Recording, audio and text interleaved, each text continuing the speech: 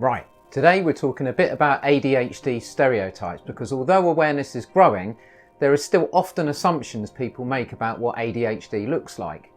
A common stereotype is that ADHD people were disruptive or naughty at school, and indeed this is a very common early indicator. It's not true of everyone though, because it wasn't for me. I share this with you just in case you're pondering diagnosis or know someone who is, and they aren't sure they meet the obvious signs. I was very good at school, which means people who have known me since then are often surprised by my diagnosis. Looking back now though, I can see that the signs were there, but just not so obvious. In later life, I realised that I'm very anxious when I lack structure, to the extent where I actually really enjoy creating it. I can now see that this, coupled with an interest-based nervous system, was actually probably fuel for why I was so good at school. A combination of natural structure and order, a brain in overdrive, plus my curiosity being piqued all day actually isn't a bad recipe for being good academically. This is also why I think I ended up making a successful career out of helping sort of bring structure as a technician in the technology world. I was always known as being one of the brainy kids right from primary school. In the early years, everything was new and my curiosity meant that I could focus without too much trouble, and my brain was whirring away, kind of devouring all the information it could get. I had the occasional hiccup.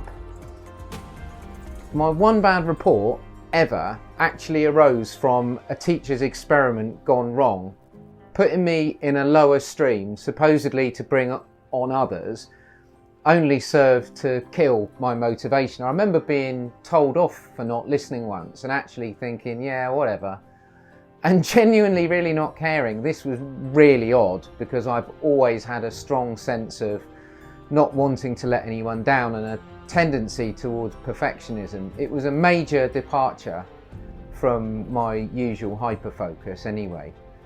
Secondary school was a different story. Structured, very old school in every sense, and a bit austere. I was inspired by pretty much most of my teachers, but struggled, I remember, with geography, not because I couldn't handle the material, but because I just couldn't sort of connect with the teachers who were, shall we say, of a bygone era, so I dropped it as soon as I could. Never got good results. Shame, really.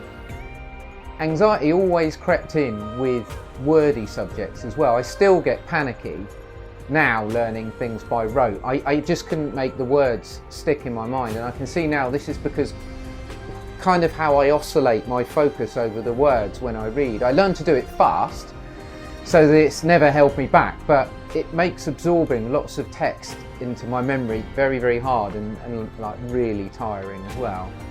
Anything with rules or methods, count me in. I excelled in maths and the technicalities of languages, French, Latin and maths A-level, I got A's in all of them. English, I loved the creative side. Writing became a passion I still have, but literature, not so much. Even though interest in the sort of language devices meant I still got a good grade in that GCSE. I still can't get on with fiction to this day. It's kind of got to teach me something real, or otherwise I'm sort of out really. History remains the only subject I took where I didn't get at least an A. Probably not surprising, given the sort of walls of text and facts to memorise. I did enjoy modern history largely because I could relate to it, so I did end up with a B, which on recollection I'm quite proud of actually in the end.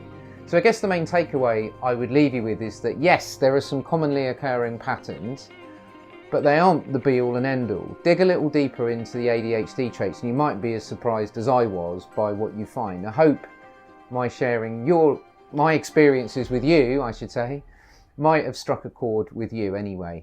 Anyway, DM me or hit me up in the comments if you want to get in touch.